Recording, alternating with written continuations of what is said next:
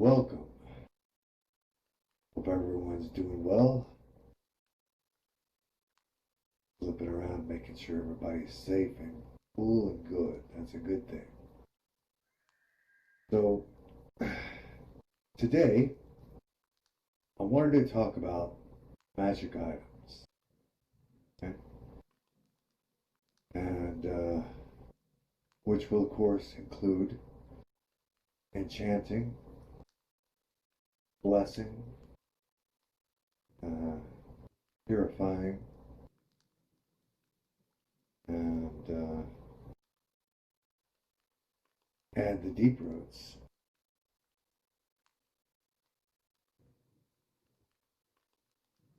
So we'll start with the deep roots. How about that? As many of you know, the deep roads are the remains of the ancient Dark Elven Empire when it was abandoned and destroyed about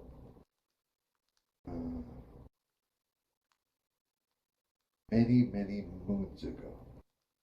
The Spider Squid Wars, the last one was 200,000 years ago. And it's a very long time. Much longer than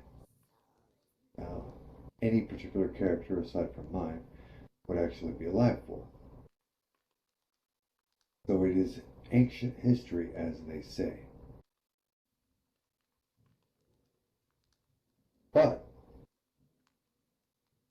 in that battle, during those wars, which destroyed the Dark Elven Empire, a lot of things were left behind.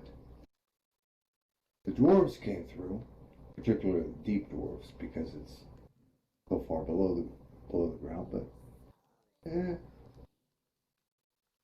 towards the surface, some of your more mountain dwarves would have had some maybe effect. But mainly deep dwarves, Dugar, for those of you who don't know. And Sverfnebelin began reconstructing some of the old cities and roads that had been destroyed during the wars, so that they could use them to travel between each other. Makes for trade and, a variety of other possibilities under the earth. Well, because at that time it was an extremely magical time, as they say, for elves, and very clockwork or steampunk, if you prefer a more conventional term, for dwarves and gnomes. So there's a lot of ancient artifacts that can be located in the deep roots. So when you're on deep roads runs, when you go and explore the deep roads, whether it be in a GA battle, or whether you're going on a deep roads run, it is distinctly possible to run across ancient magical items. Okay? And there is a variety of plant life, flora and fauna also, because there are a variety of animals that also do not exist up top that are down there as well. And metals that also are not available regularly. So mithril, pretty good for an example because it's one that most people know of. Even though it can be found up here, it's a rare item. It's also exists in the deep roads and will be, oh, what's the word? Better way to put it? More readily available way down in the deep. Also, of course, the dark elven metal adamantine or adamantite, depending on however you want to do it. It's the same metal. Is also located down there, and orichalcum. And yes, I know there are a variety of other metals, but I usually mention those three because those are your red, white, black metals. Orichalcum is red, mithril is white, and adamantine is black.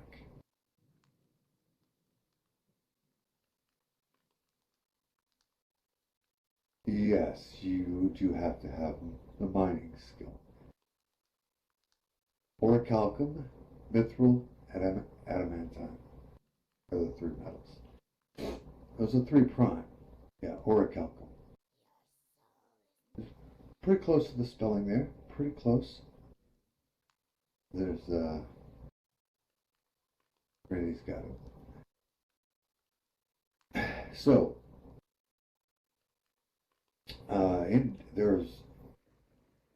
there are a lot of metals and woods and leathers and plants that aren't readily available anywhere else.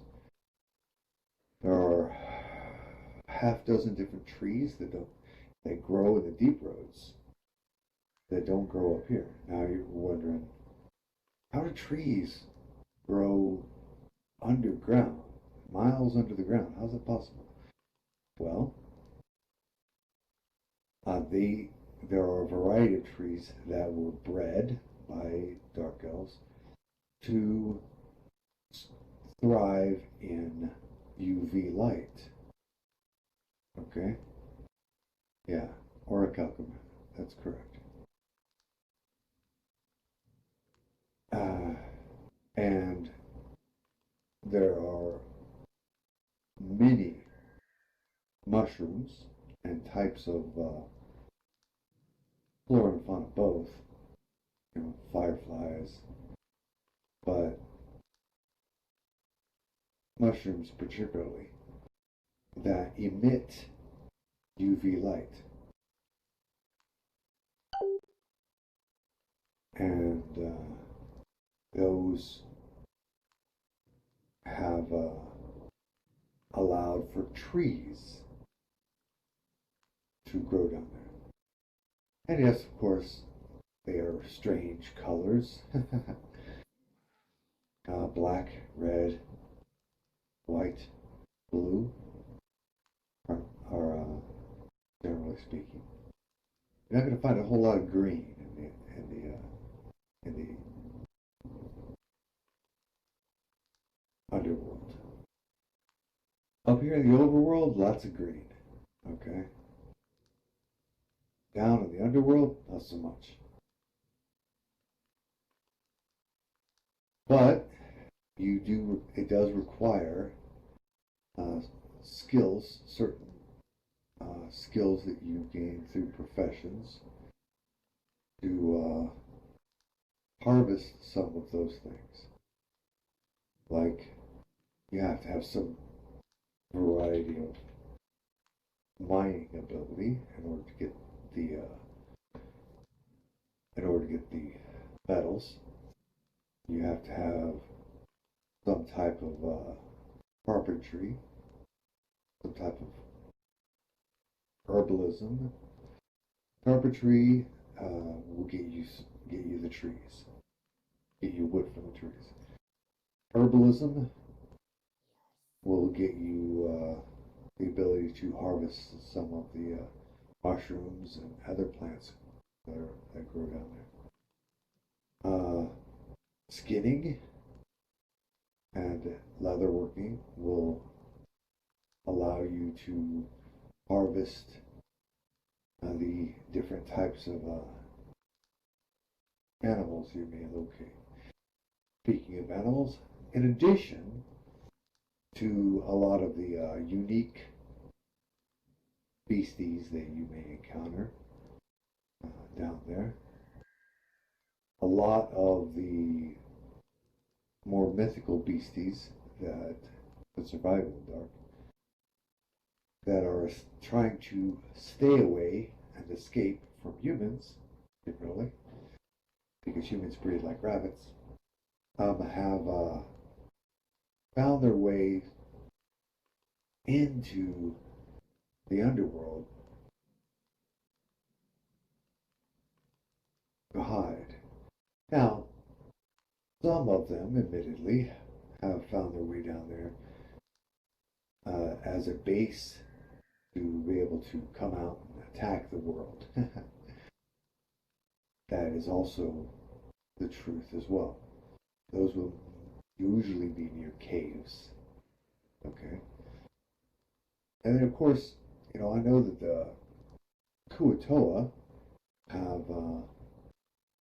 have commonly been raiding this, the Sea Kingdom of Greenhaven.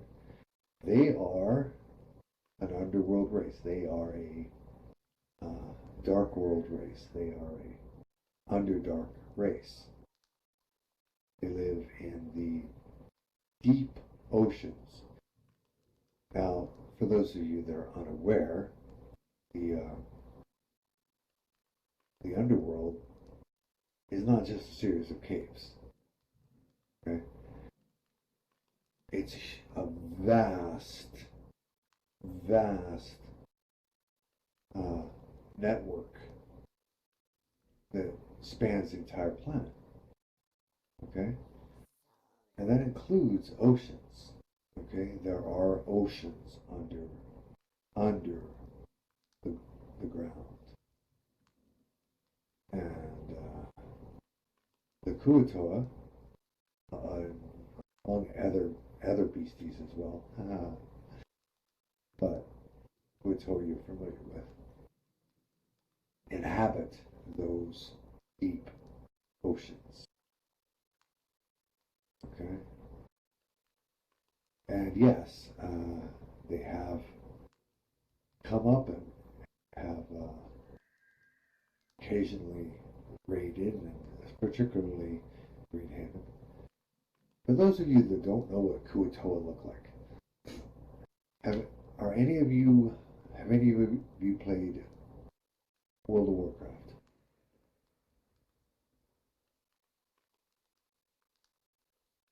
Okay. Did you there's a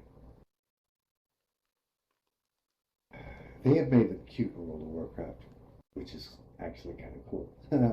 But Kuatoa are really common in World of Warcraft.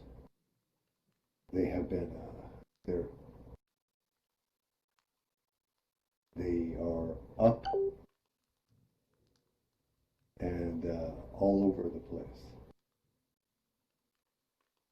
But they are piranha people, for lack of a better word. How can you make piranha people cute? Well, World of Warcraft did it, so it can happen. Actually, ironically, I think I have a stuffed one my son gave me, like a little 10-inch Kuatoa. It's not sure where it is right now. Probably. But and they also have their own language, of course.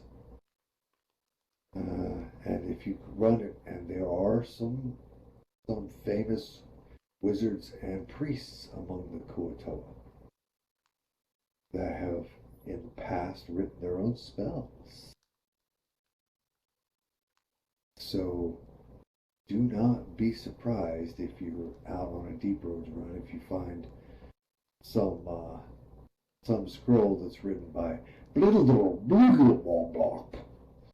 oh yeah, then it's probably Kuo-toa.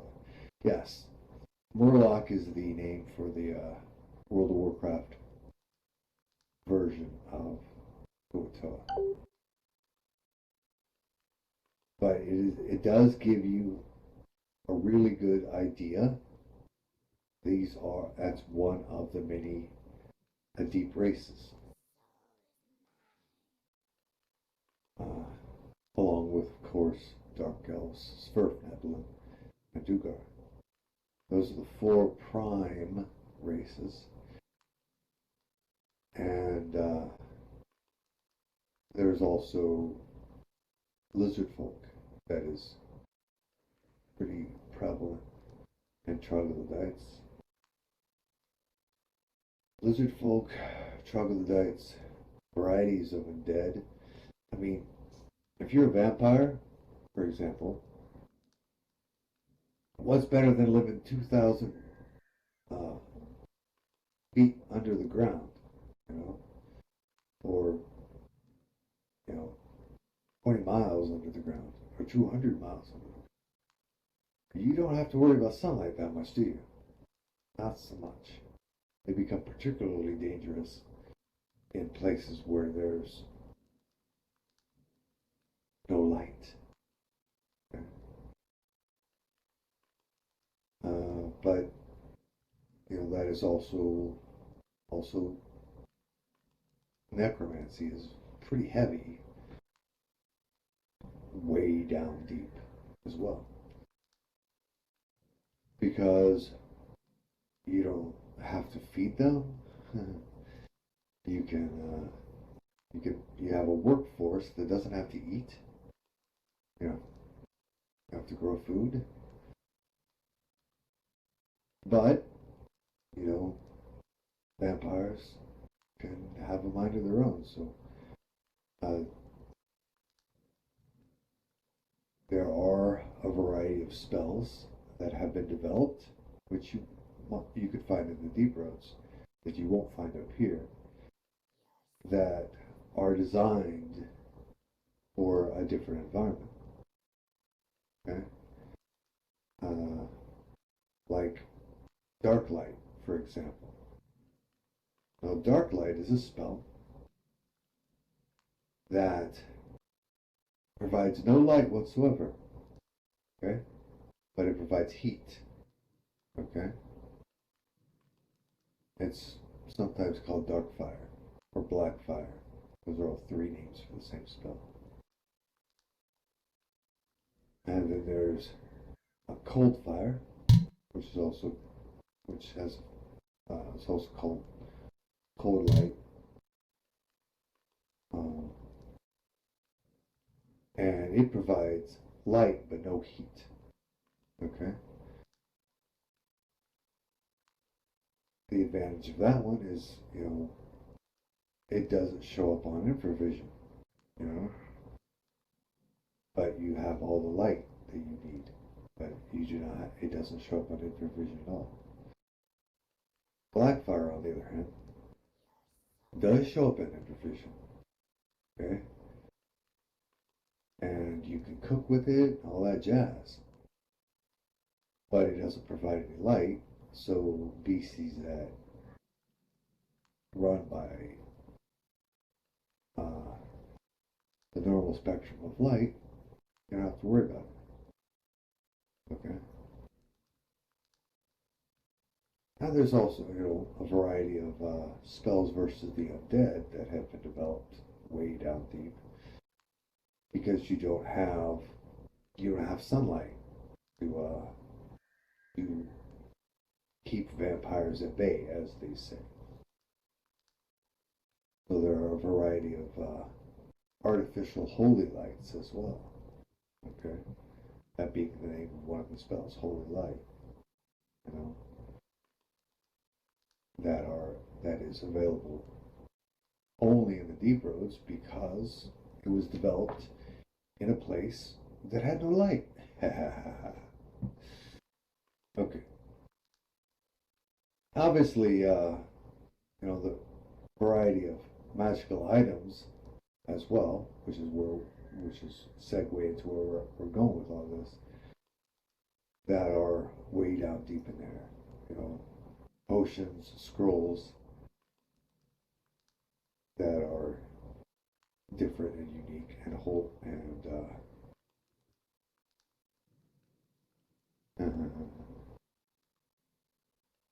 that are different.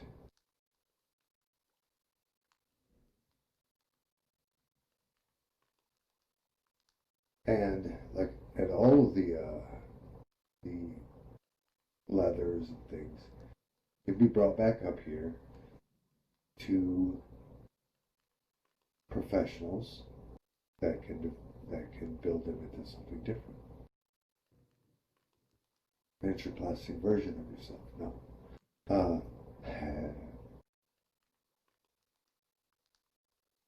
Like blacksmiths obviously can make weapons. You bring orichalcum up here, or let's say you bring orichalcum and adamantine. You want them combined by a blacksmith. They can turn them into rubidium, which is an alloy of both of those metals. It has traits of both, but it's not generally located. It does happen, but it's not generally located uh, in nature. Because, but sometimes alloys are naturally found because if two metal strains run across each other, where they meet, you'll get an alloy. You know, yep. Mithril adamantine, there's an ally for that too. Okay?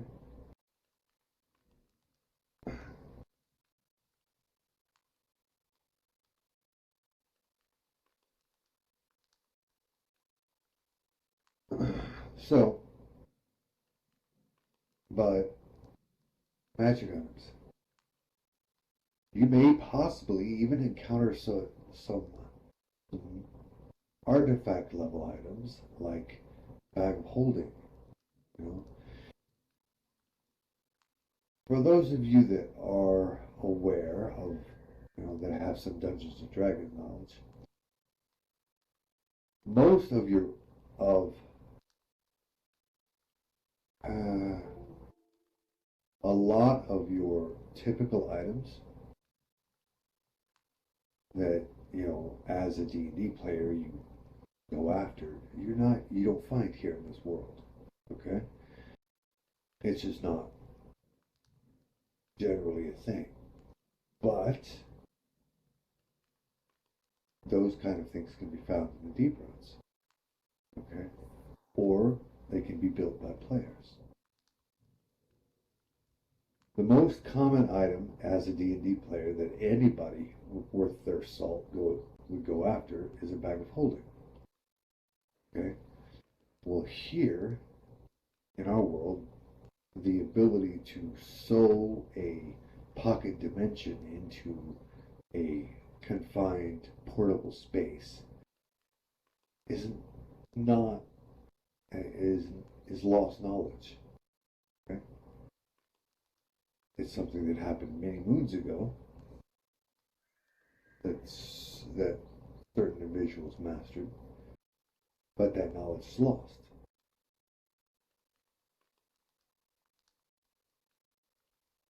But should you run across such things, that can happen in the deep runs.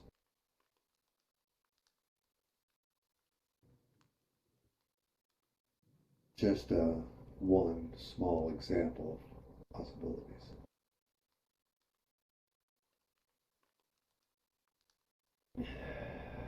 Now, before I move up to the overworld, which is where we are, and start discussing uh, magical items and enchantments, etc., do I have any questions about the underworld? of the deep roads, the old kingdom. Now, for those of you that are dark elves in the room, which right now I don't see any, but I don't have not everyone's on my screen. The all the cities, quote unquote, and towns and areas that still exist, that people may be inhabiting, whether you're Rue or Briarhaven, that's the young kingdom. Those are the young kingdoms. Okay? The young kingdoms is everything, young kingdom, not young people, young kingdom. That young kingdom is all the new stuff. That's everything that's been built since the destruction of 90% of the Dark Elven race. Okay? Things that have been built since then are called the Young Kingdom or the New Kingdoms. Typically Young Kingdom. Everything older than that, everything from the Deep Roads, is the Old Kingdom, which is entirely in ruins. But then the dwarves came along, Drugar, dark deep dwarves, and they basically made it the Deep Roads. Pieced together the Old Kingdom and have fashioned the Deep Roads.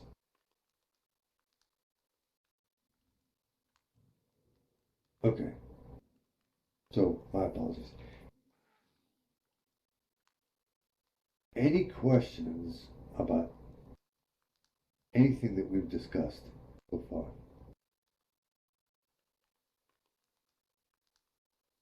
The Deep Roads, items that can be located there, profession skills that are needed when you're down there.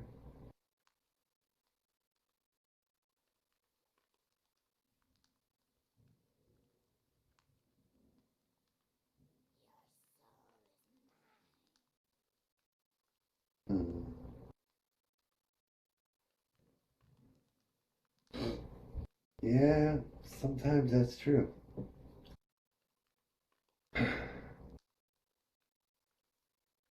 But has anyone seen our Metallicae Ranger's companion?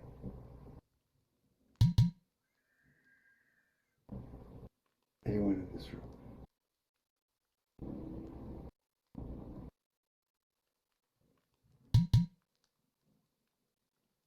That is a Deep Roads beastie. The Cantor.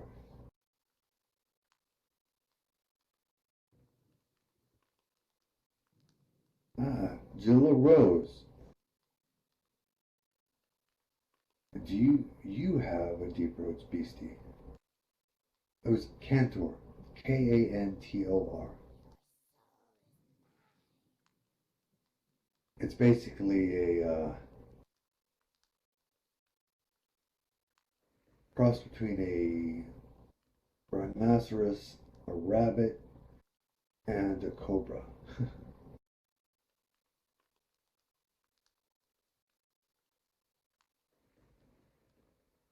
Yes,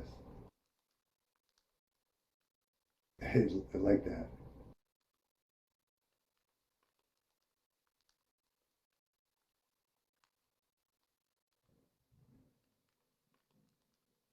But that is one of the beasties that run around in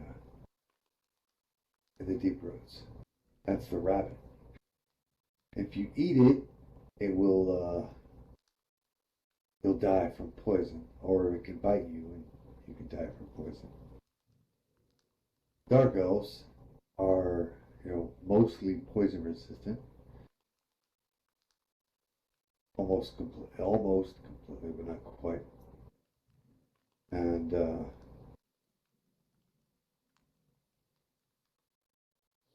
so they hunt them like rabbits, but they have big fangs, so they can also hurt you.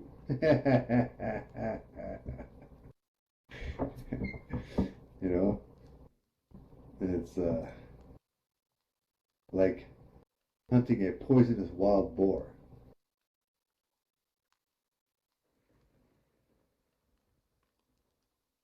And most things are not resistant to poison. So if most things that eat it will die.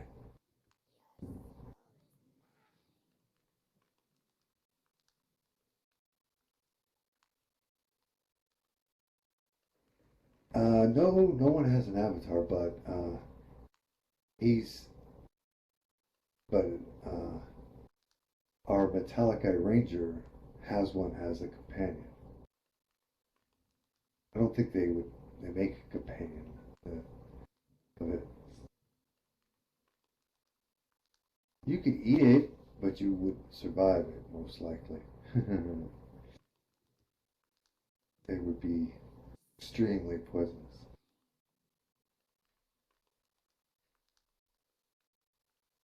Uh, I think I might have one. Actually, anyone familiar with Pokemon?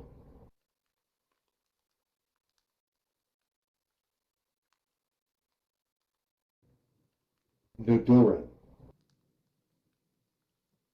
If you know what a Nidoran looks like, that is what a Cantor looks like.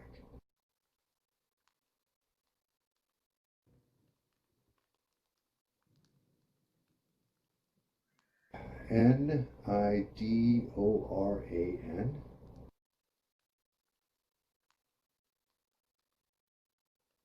Yep, that right there. Yes, that's it right there. Nidoran. That is what a Cantor looks like.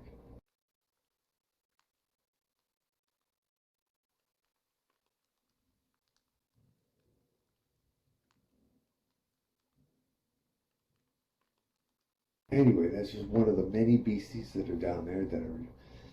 There's also a scaled wolf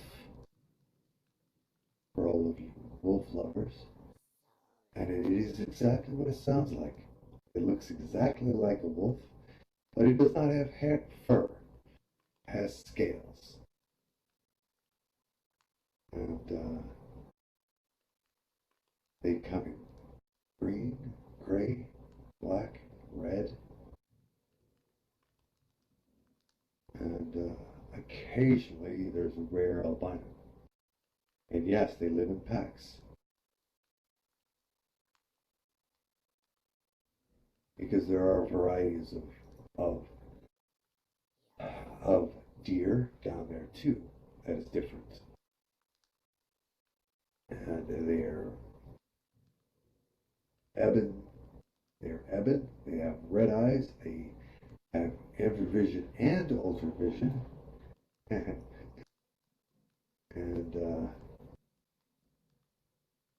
and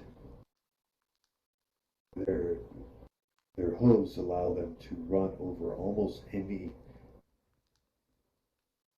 ebon as far as color goes. EBON. Basically, really, really dark gray. Almost black. You know. And the scaled wolves hunt them, but they're pretty tough. They can fight. The males, have big horns like our stags up here. There are also varieties of cattle down there as well.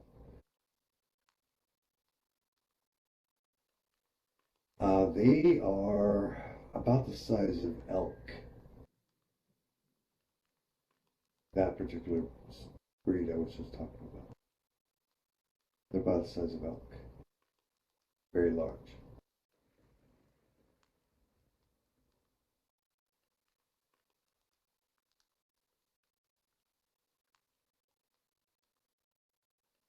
But yeah, there's also breeds of cattle down there.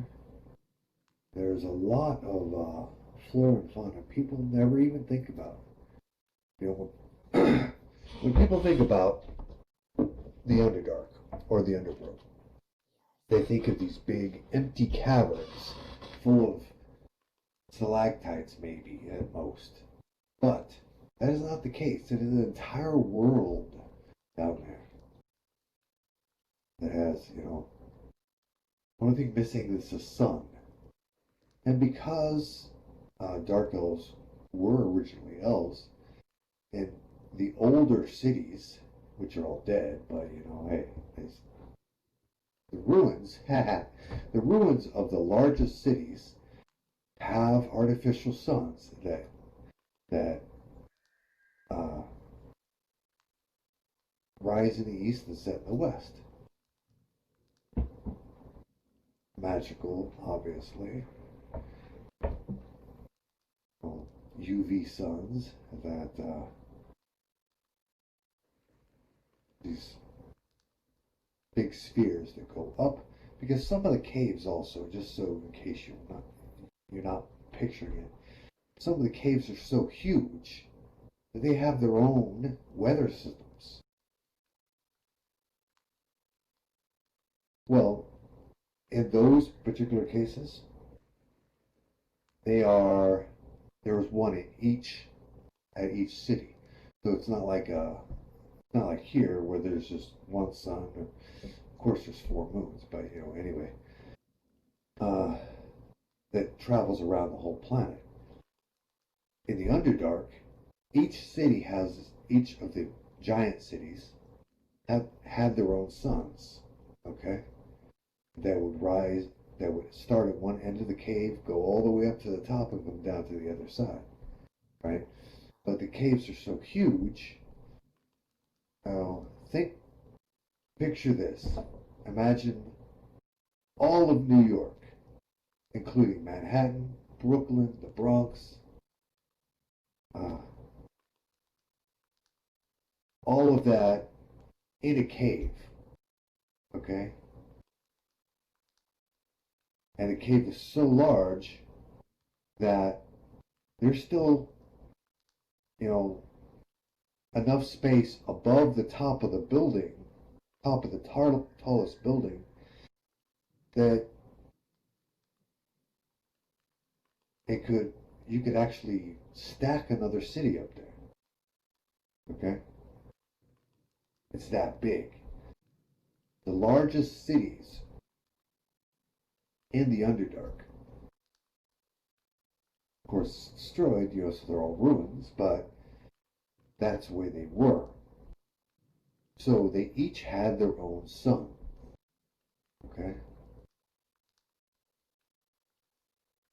So picture, if you will, the deep roads were these huge byways that would connect these massive underground cities, okay? And a lot of the byways did have, for lack of a better word, UV street lamps, okay?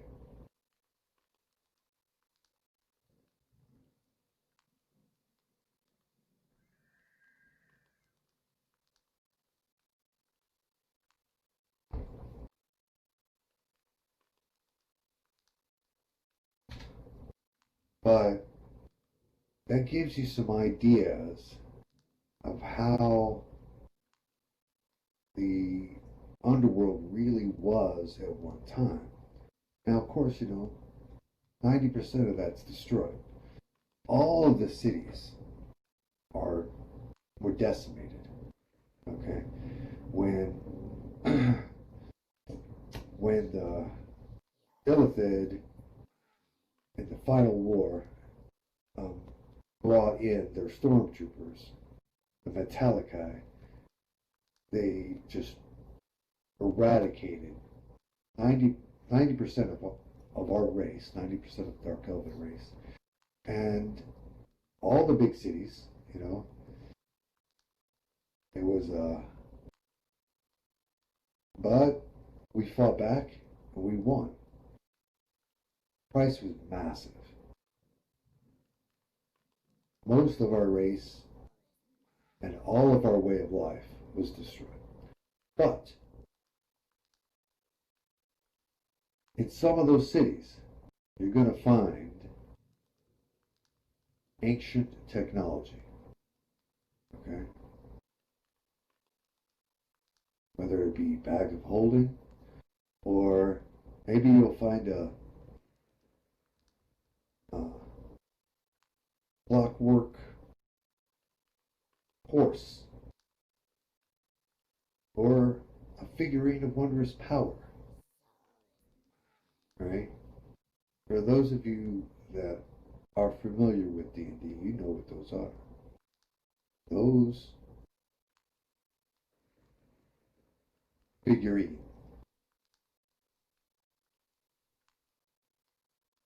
of wondrous power. FOWP. Those exist down there too.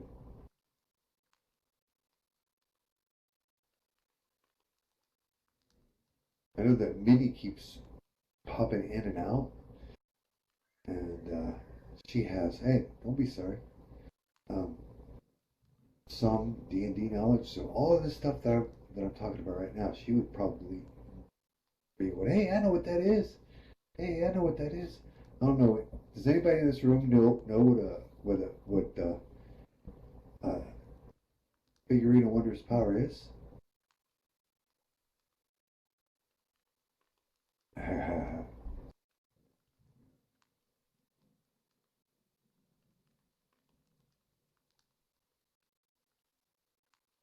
Nice. Jilla Rose, for those of you that don't know, she has one. Her character has one. And the wooden boy, what she has. And she has the ability to, if you locate a figurine of wondrous power, to help you activate it and get it to work for you. They are extremely, extremely rare, but they exist. I think my favorite's the emerald chicken.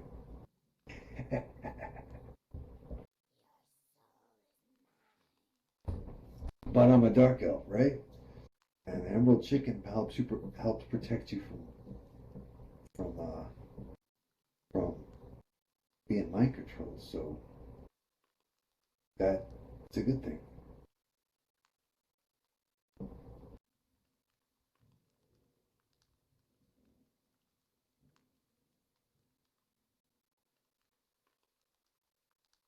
Yep, those are figurines of wondrous power. Now they're the ones that you're familiar with mostly you'll not find, but you know they are down there.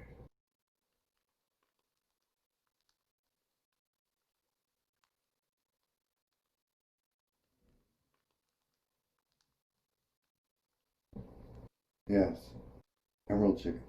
Anyway, uh, that's just um, I mean, they're extremely, extremely rare, and they are unique items. So you will not find two of the same ever. Okay, but they are in the deep roads. So if you yes, they have command words. Talk to Acacia. If you want more information about the figurines of wondrous power, she can help you a little bit because she has one, and I have given her the ability to identify and help with figurines of wondrous power. But they are a super awesome item should you ever get one. But that's, they're located in the deep roads. One of the things. Admittedly, one of the more rare things, but still, hey, bag holding is also super rare. So we're talking, we might as well talk, right? Okay, so any questions about the deep roads, anything you can find there, profession stuff, any of that jazz?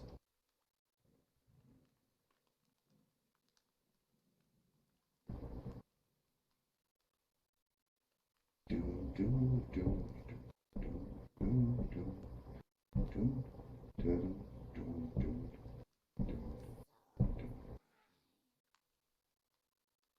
I'm gonna say that means no. All right, so we're gonna move up here to the overworld. Start talking about the overworld.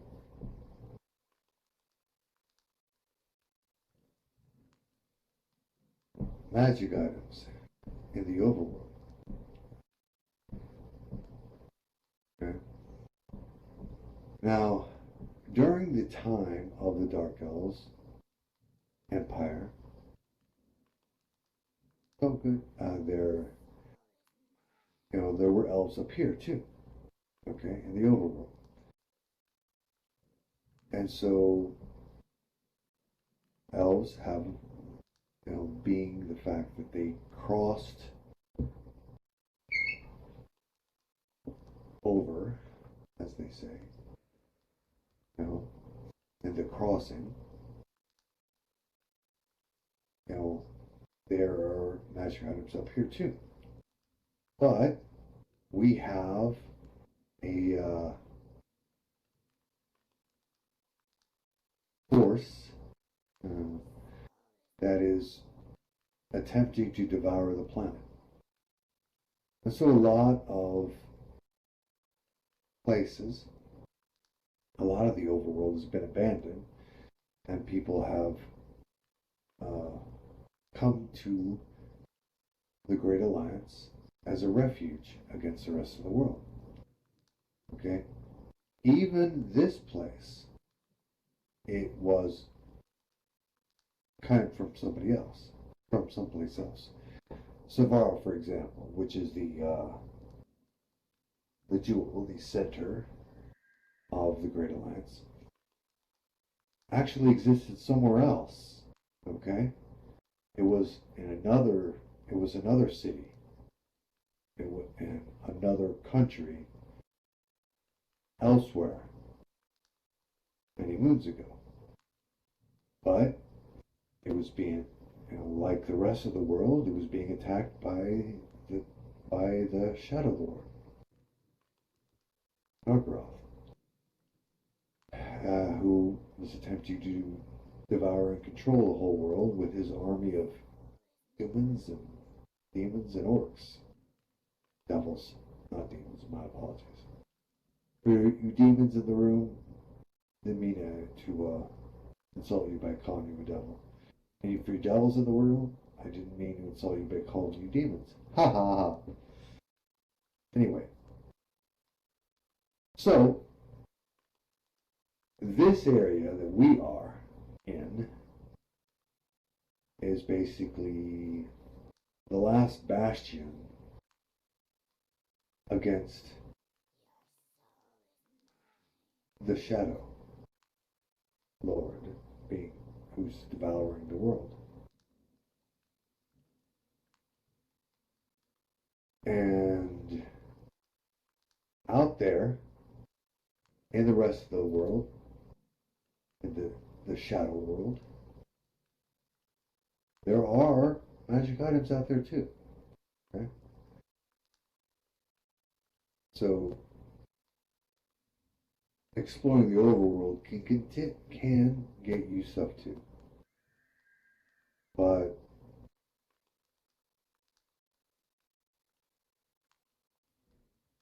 and it's no less dangerous than running around running around the underworld.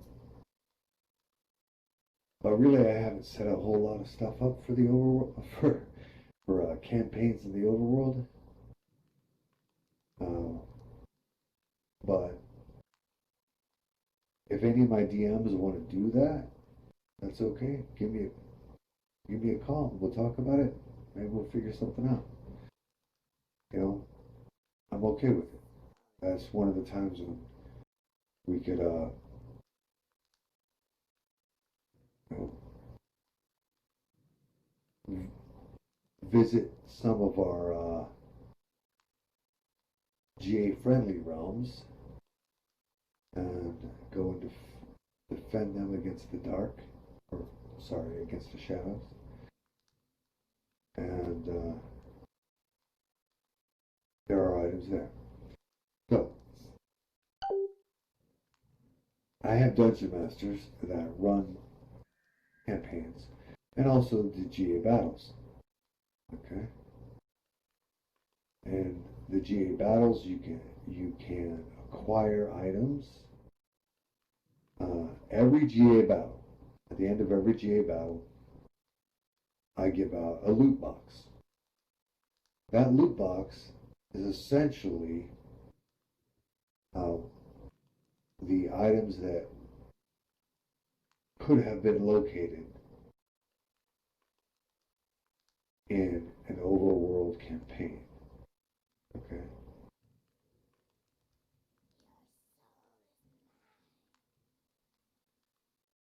Yes. I don't think I have any DMs that are demons. Possible, but I can't remember. I don't think I do. Okay. But anyway. So, yeah, your loot crate is basically your way of getting overworld items that are normally located in the deep roads. And the black market, which is basically, generally speaking, it's run by the Thieves Guild in all of the cities. They also, all the cities of the GA, there's typically a black market contact, and you can acquire Deep Roads items through that way too. Okay. For some reason I've lost my camera here. Okay, now let's move on to, oh, okay, hold on before I go there. Any questions about that stuff? About overworld campaigns, about GA battles, about the black market?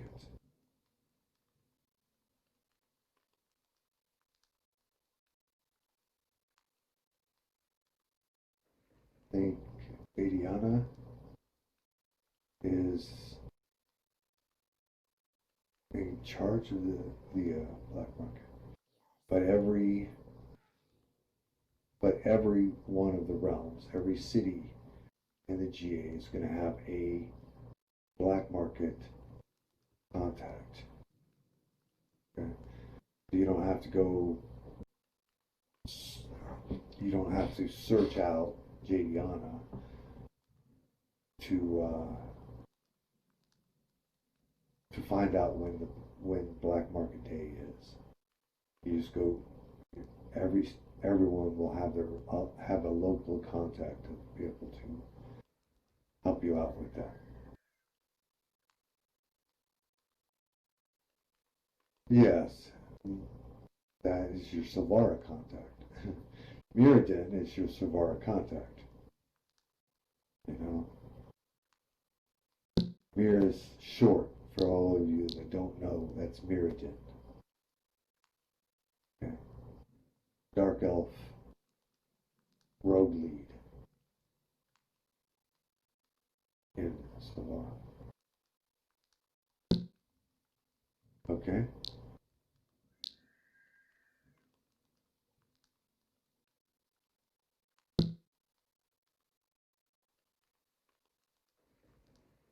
Mirrodin, I'm sorry, not Mirrodin.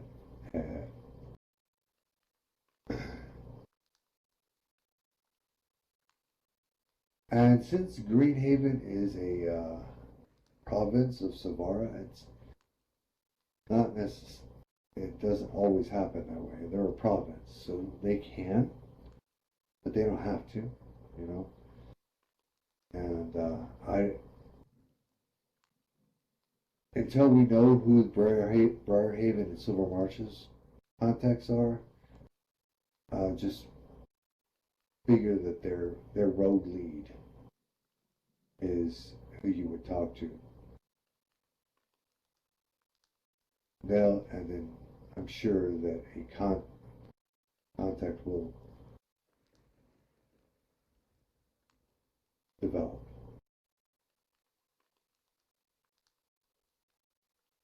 Okay, there we go. Silver Marches contact is Glytantor. We already have the answer to that one. That's good.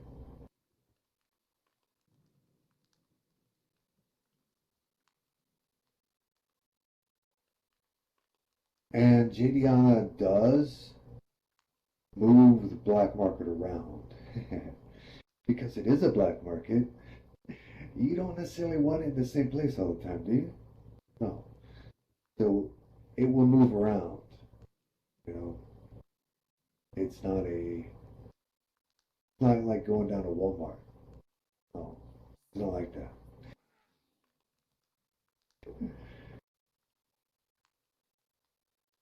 Okay. All right. So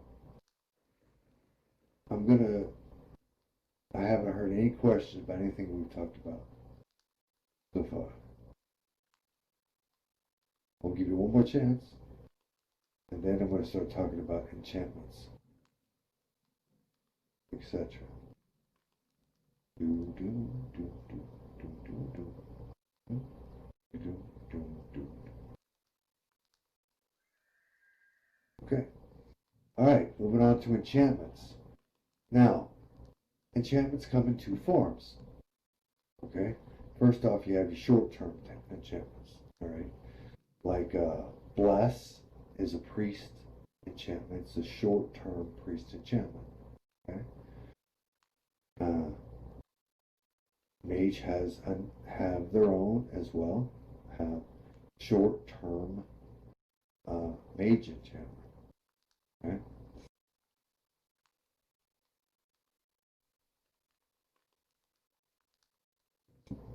And those are effective for basically one battle. Okay? And you know, like mage armor. Mage has so many of them that there's priests only have one. They bless. Okay, mages have a bunch. Mage armor, magic shield, um, you know, acid arrow, fire blade. You know,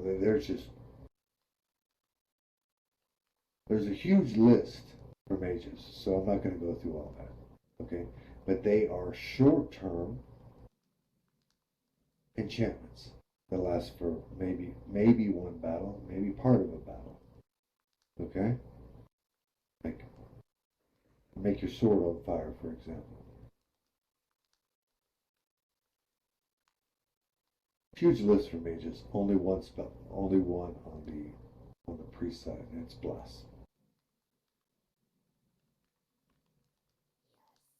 And those are very useful for a battle, for an event. Okay? But if you want it to last for a long time, you want it to last weeks or months or years, for decades, for centuries, then you want to go with real enchantment. Okay? For mage, that's called enchantment. Duh. That's it. That's when you get, and there's a variety of enchantments for mages that are long term, because mages are very scientific. They break things down in that way. Okay? So everything has its own name. Priests, on the other hand, they're more into they're divine magic. They're more into the esoteric. So they have singular names. Bless for their temp stuff. Purify for their long terms. Okay?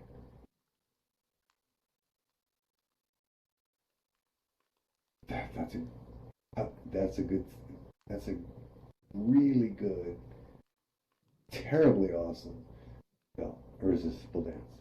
Very, very good. And it will kill you. And it'll be funny when you die. Anyway. Yes. Very fit. And there's a lyre that plays that. That's a magical item that's in the Deep Rose. Basically makes you dance to death. It's funny and terrible and awesome. Okay, so anyway, back to purify.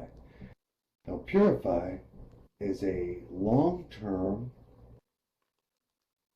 enchantment for priests, and it's only their sphere. Okay, they can basically a bless spell from their particular sphere that is long term. So let's say that you have a healer like Ariel here, okay?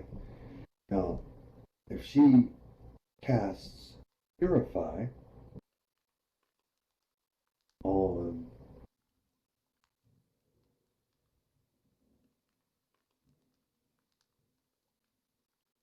an item, then, good chance that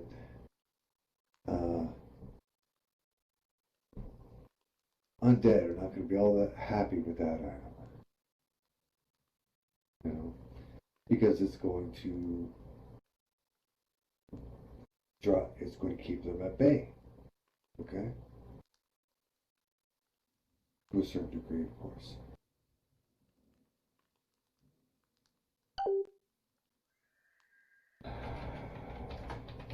Maybe it might, it might produce light, okay?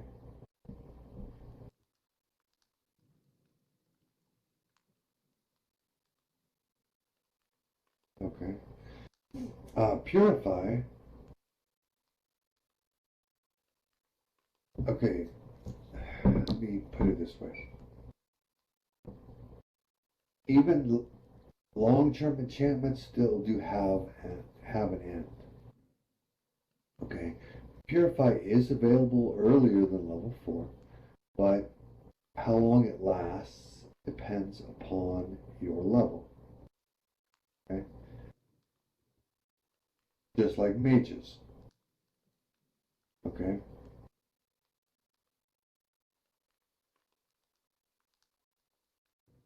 So think of it this way, right?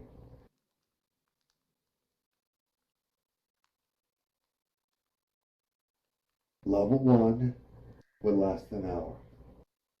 Level 2 lasts a day. Level 3 lasts a week.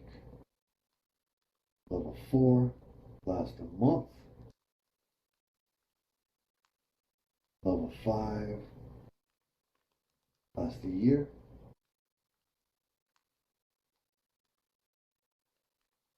That's for some of the things. Okay. But for your more hardcore, all right? Your more hardcore enchantments. Step that up a notch, okay? And you start with a month. Then you go to a year. Then you go to a decade. Then you go to a century. Then you go to a millennium. Okay?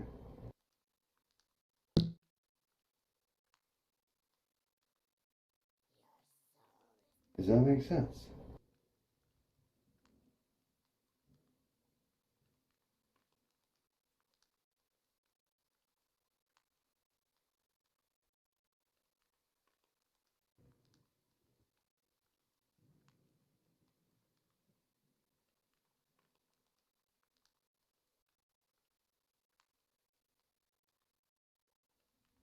Yes.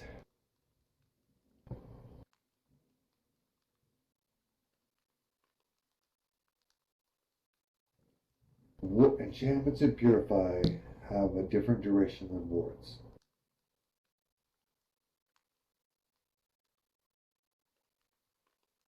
Okay? And when I say when I say the more hardcore, yes, I mean when you make it a group event. Okay?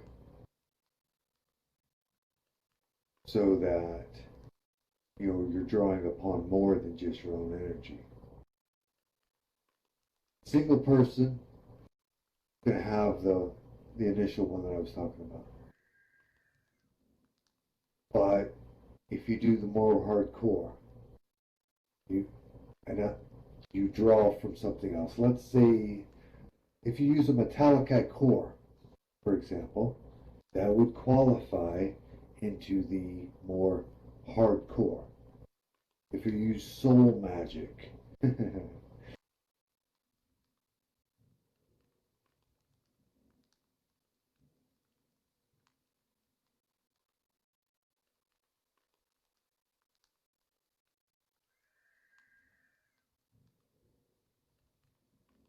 well, it depends. You know, it yeah, soul as in that's correct. SOUL, the actual soul, because that's what metallite core has in it is a soul. So you can use you can use standard enchantments, which is great, and they do last for a really long time. Or, you can get the stepped up version. Technomancy,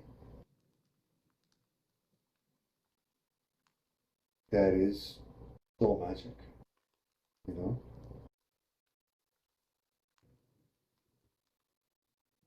Whether you're using the mana variety or the soul variety. Souls are a very powerful energy source. So if you're using that, it's going to be the amped up version. Okay, but you can do the same thing if you collect 7 people together and cast the spell, cast the enchantment, and it won't cost you a soul. You know, depends on your how you want to roll it out.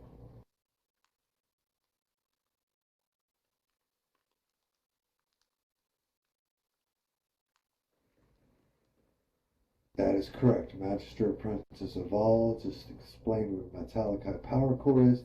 If you didn't know what it was,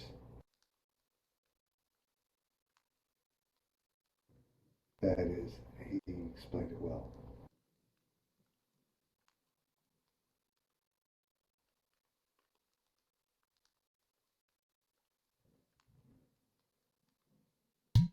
Bards can enchant items, yes. Um, they did it.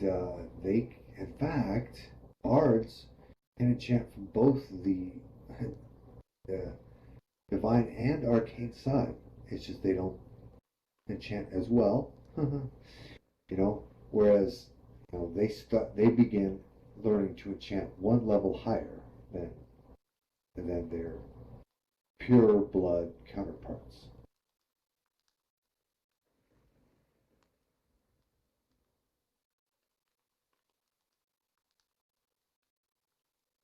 Uh, they're the most free class. They're not the only one because yeah, they they can do. They also have warrior, rogue, warrior, arcane, and divine. So they have rogue, warrior, priest, and mage all in one.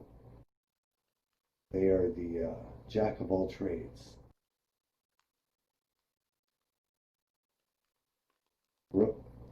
Bard has all four classes. They are essentially a rogue type, but they are, you know, they have their fingers in everybody's pockets. So they uh, they have all four classes roll up in one. But they are a hybrid, so that means that they don't have all of any of them. Okay, they have mostly rogue, but they dabble in the arcane, they dabble in the divine,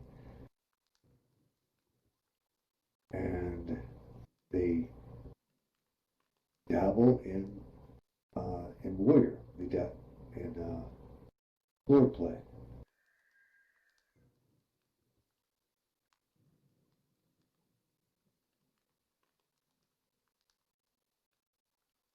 Yeah, the best way to put it is a bard is a rogue is a rogue that dabbles in the divine, the arcane, and in sword play.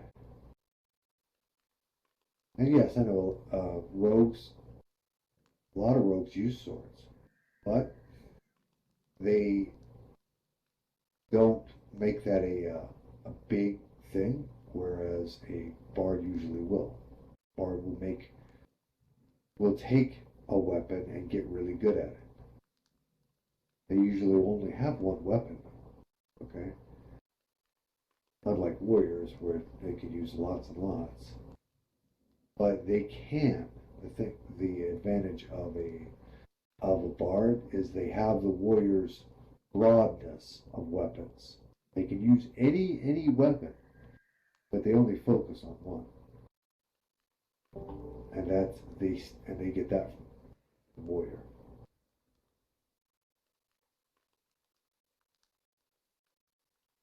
He either needs to bring a sacrifice, which try to avoid those things, or a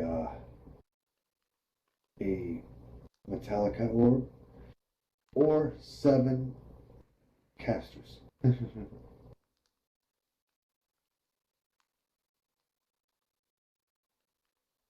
7 casters will be able to do the same thing as some as a soul.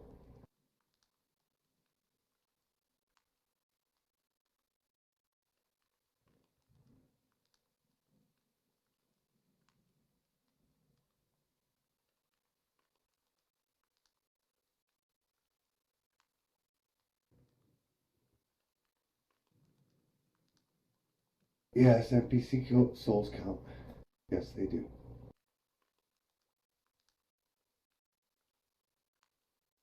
Metallica are NPCs. So when you get if should you get a power core, it came from an NPC. If you don't know what a Metallica power core looks like, there's one on my desk.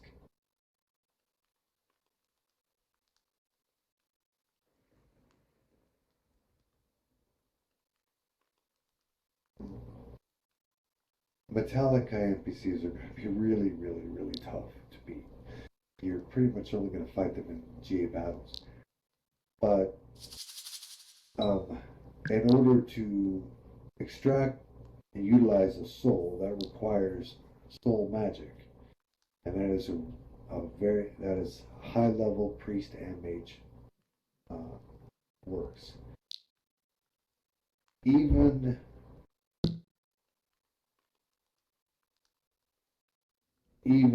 artificers need the help unless they themselves are a mage or priest. Even artificers need the help of soul magic in order to do that. Artificers can make the gemstone, okay? They can make the power core, but they can't fill it without soul magic.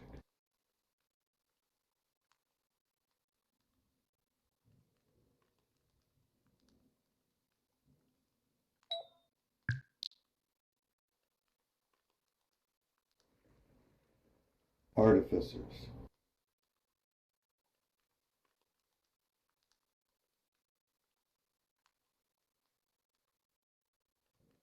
I will clarify so that you know.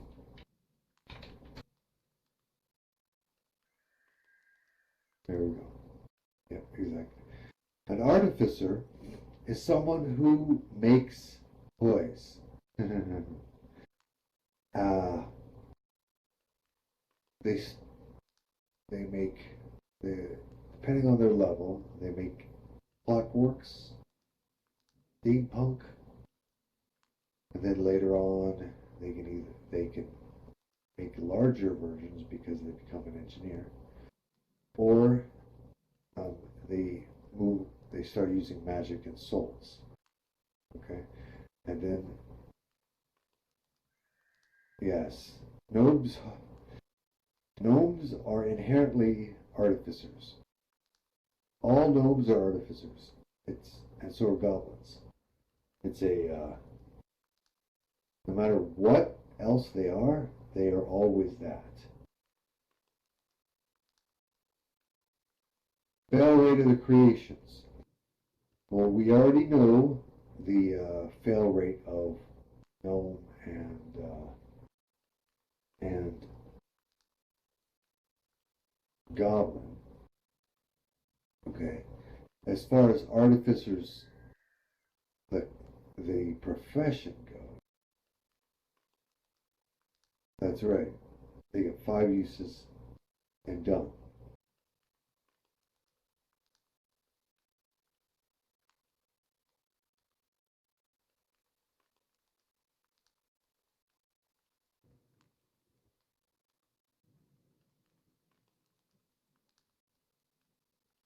It's 3 for gnomes. Yes, exactly. Guns, cannons, weapons, that kind of stuff is 3. He's correct.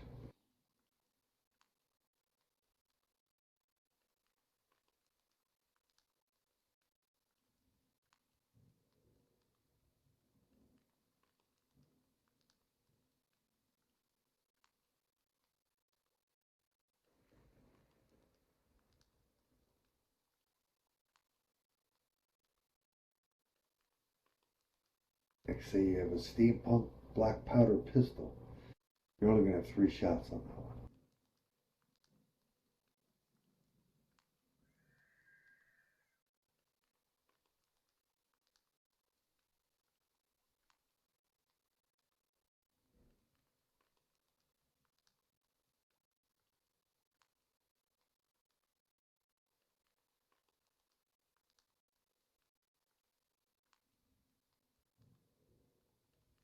That is true for those 2 natural artificers.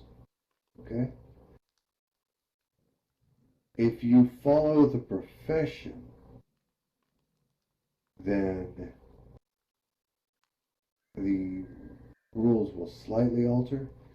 It's still going to be the same for what for pistols and stuff like that. Okay? Because I want to keep a low, what's the word? I want to keep low tech. Okay.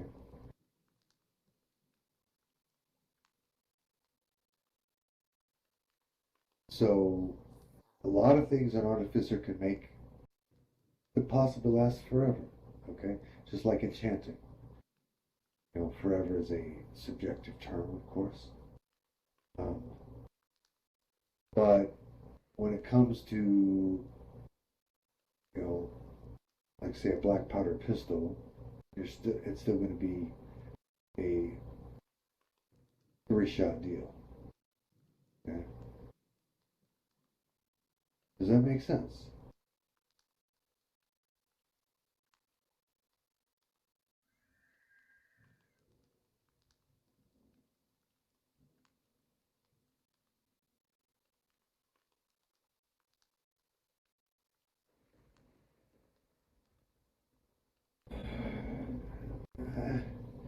Is it known ice ceiling? I don't know.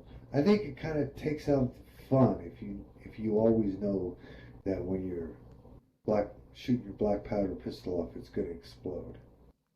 I mean, everybody knows it's going to because it has a chance every time. But people know it's going to, you know. They just don't know when. But they know they're going to get at least three shots off. Okay, and then after that, it start the chances start increasing that it's going to blow up. Okay, they get three shots before it can, and then there's a chance each time. All right, here the answer to your question, still there to make it easier on you. For the natural types, goblins and gnomes, it there's a you know at that we're going to look at black powder pistol because it's going to be the most uh, the word uh,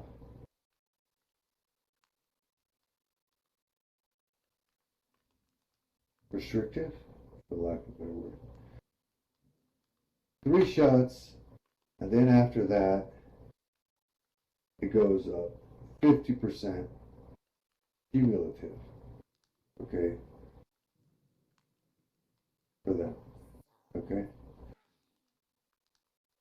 as if you take the artificer profession, okay, then that goes down 10% per level. Okay, it can't go down all the way to zero. So let's say so your max is going to be your fifth level, right? Your fifth level artificer because you're maxed out. That means since I don't allow zeros, that's a, if there's going to be a chance, there's going to be a chance. It means 1%. Okay, and that means after the third shot, and there's a 1% each time you shoot that cumulative, it will blow up. So no matter what, after the 100th shot, it's gone. Okay, does that make sense to you?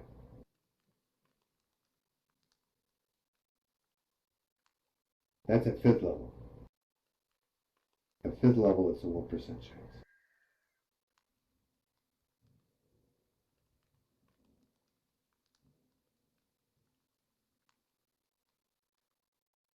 Does that make sense? Does that clarify the difference between someone who's studying artificing and someone who has the natural ability, like goblins and only goblins and gnomes? Obviously, that means goblins and gnomes have are even better at artificing, you know, because they have bonus 50%, you know, on top of their initial.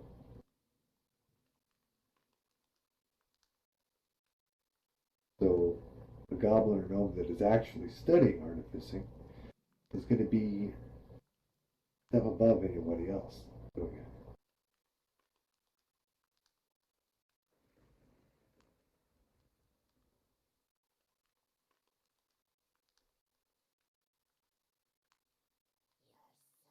Yes.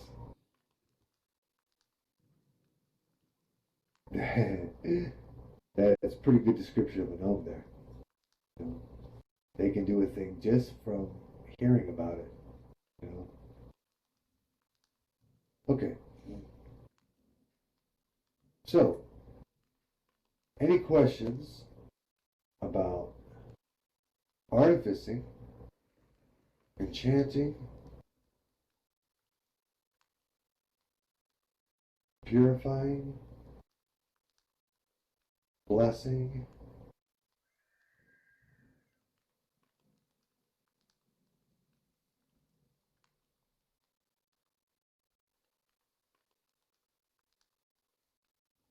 Or any of the variety of minor mage enchantments. Okay? Go ahead. Ask. Artificing.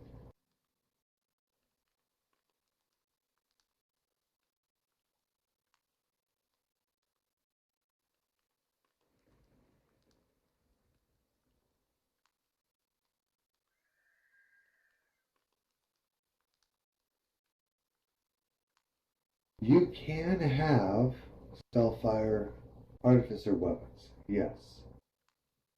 And it's okay to do that. Just make sure that your DM or your judge actually knows about it. And remember that they do have an expiration date.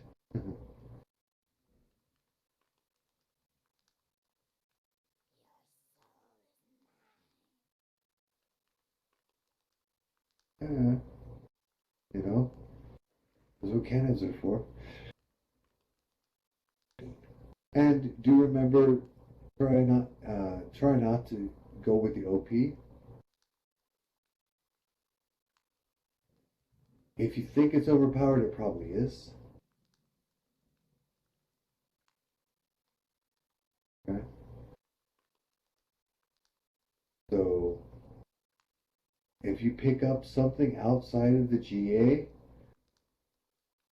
talk to the weapons development team so that they can look at it and say, okay, yep, we're good. So Nifridil's in charge of that team. Nifridil and Argolind and they have a whole team. I believe Acacia's in the team.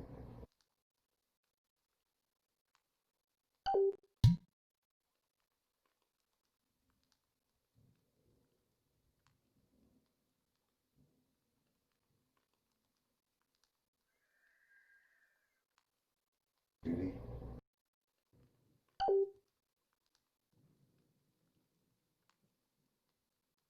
Bark is also on the team. So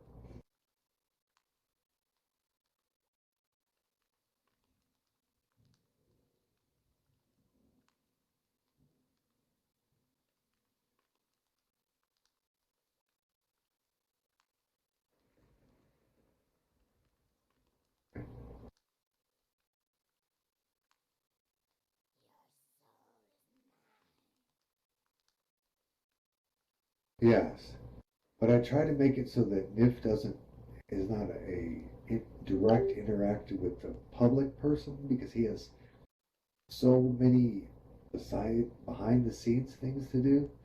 So go to someone else and they'll go to him. I try to make it so that my you know my hands-on people, my direct weapon testers, are not public faces. You know, the other that you go through someone else, like Trinity. She's a public face.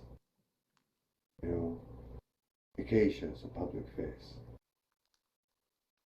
Ariella is a public face. Okay? Right now in front of me, I see those three public faces. And then, and rather than directly going to NIF, I prefer that people don't do that. I prefer that NIF, he's got so much stuff to do. You know, I don't know, Acacia's pretty much the same way because she's also the blacksmith for the Blood Knights, and so is Rathmius.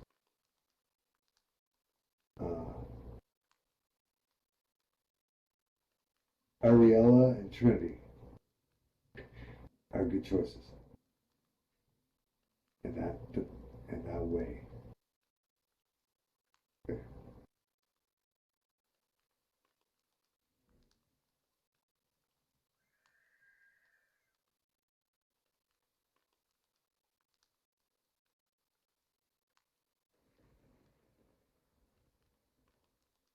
Yeah, and just like me, I know you don't mind, but if I think in a lot, and generally speaking, it makes it. It takes longer to get other projects done when you have people pounding on your door all the time. So, so it would be better if they go to some of the other Magister apprentices, like Ariella or Trinity or Jadiana. You know?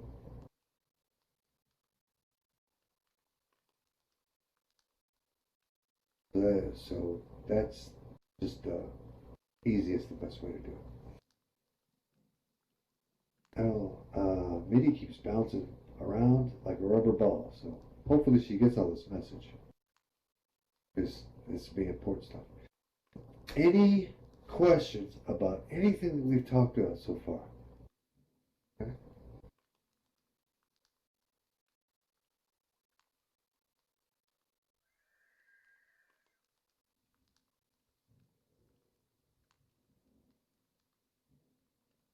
Okay.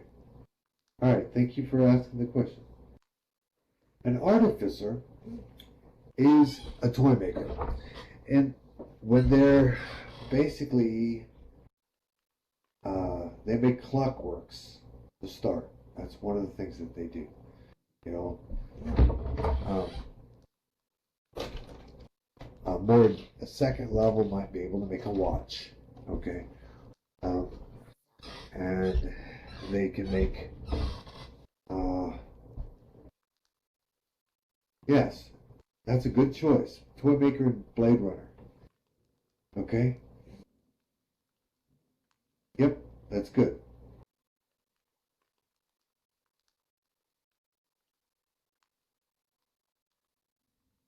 And then as they go up in level, they start being able to use different sources. Okay, different power sources. Okay. Uh, they get to the point where they can use magic as a power source instead of electricity, which is, you know, that's like third.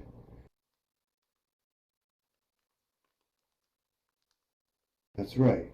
And then the max one, they can use souls powered off. Okay. So you've got mechanical, then you've got steampunk. Okay.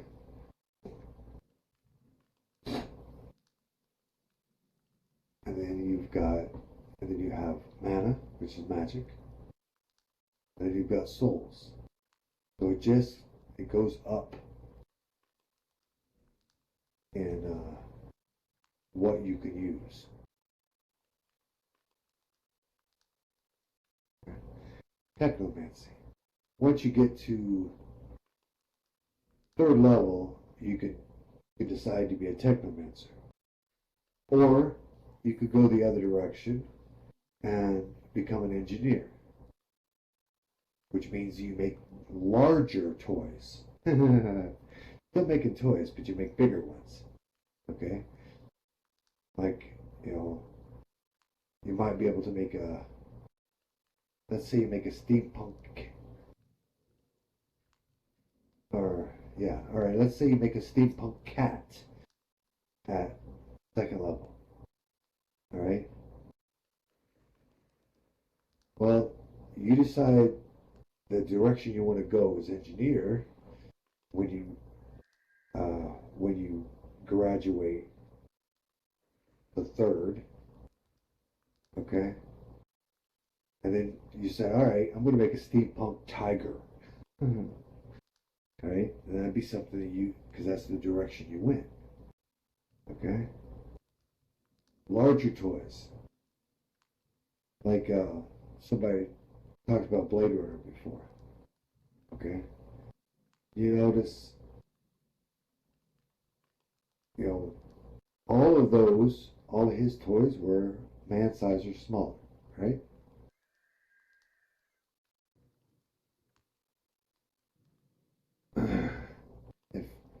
if if if he had made engineer, he might have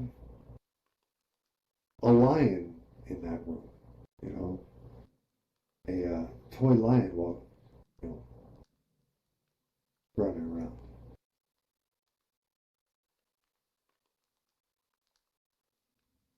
Uh, that's your premise of all. That is true. I'm not. Hopefully, if somebody asked that question, you answered it. I must have missed the question. No, artificing is open to anyone who wants to go and learn artificing. Okay. Um, Anybody can be an artificer. Okay. It's just that goblins and gnomes are better at it. Okay. They have a bonus. They are natural affinity. They already have a bonus doing it. Anybody else can learn it. Okay. But goblins and gnomes are the only ones that can reach the max level of it. Okay. Unless there's, you know, some special circumstance, which does occur. Like Zaskia, for instance, is maxed out at artificing. And he's not a goblin or gnome. But other than that, so there are things that can make it so that you can go beyond your limits. Like, he also wears a cloak that eats people, and that's not normal either. And Nifrito wears a cloak that can fly on its own. It doesn't need a person. It can just fly. It doesn't help you a whole lot unless you're attached to it, but you know what? At least it's funny. It also breaks down into a bunch of birds that could possibly eat you because they're corvids. You know, you look on my. There's another thing you can look on my desk. What's sitting over there? Okay. Did I answer your question?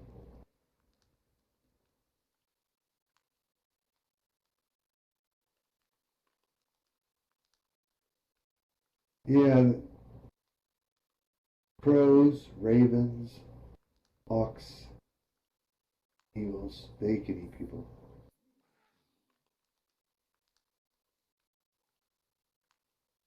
Because they're meat eaters.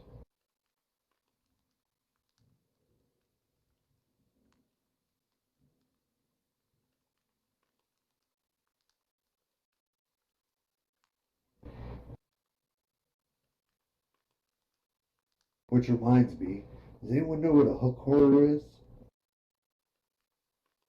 That is the overland name for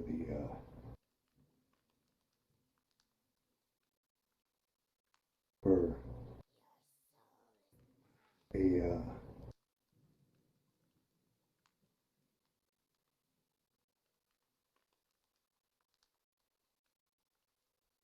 or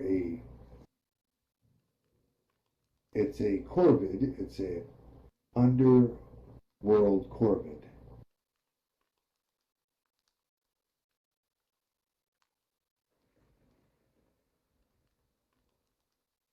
And it has hooks for hands, for lack of a better word. Kind of like Freddy Krueger, except instead of claws or hooks. Well, yeah, I suppose. I mean, it's like a,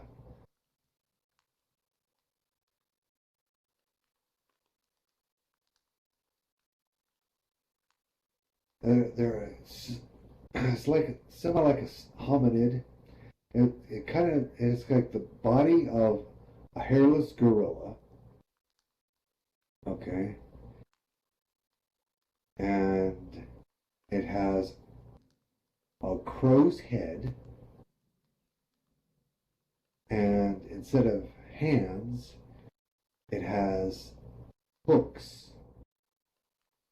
Okay, and it has talons for feet. Okay, the dark elven term is Analik. Okay, that's its name. But above world, they call it the hook horror. And it's flightless, yes, it's flightless.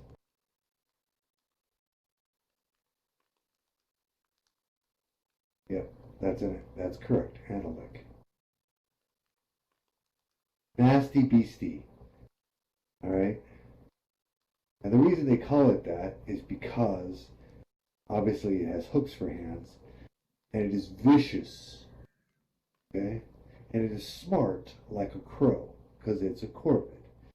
It is an it's a underworld crow. It's an underdark crow.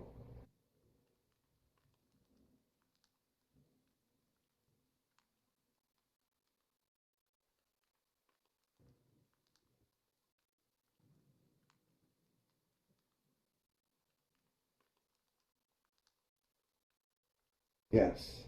It's very smart.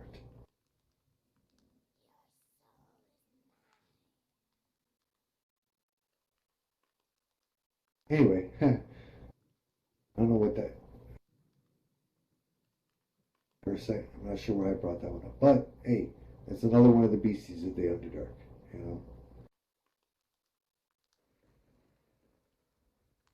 Very intelligent. Alright. I'm gonna close this, but before I do that, I'm gonna ask give one more chance to ask questions.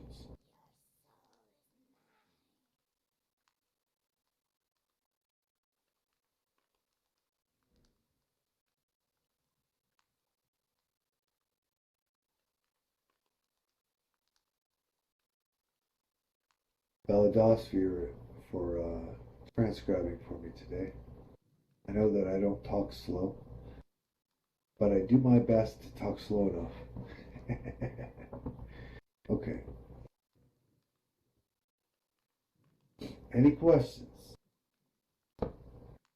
Doom, doom, doom, doom, doom, doom, doom, doom, doom, doom.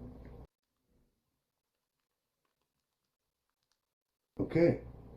I'm going to assume that everybody got everything they could from this. If you have additional questions, you can, if they need to come to me, lots of people have access. Ariella, Trinity, you know, I suggest you know, those are good people to go through. If you want more if you have questions about Artificer, go to Trinity herself. If you have questions about potions, go to your Ariella. If you have questions about rolls or materials, Malachite.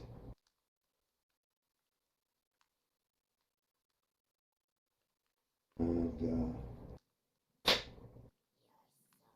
with that, I'll douse for your attention and douse for now.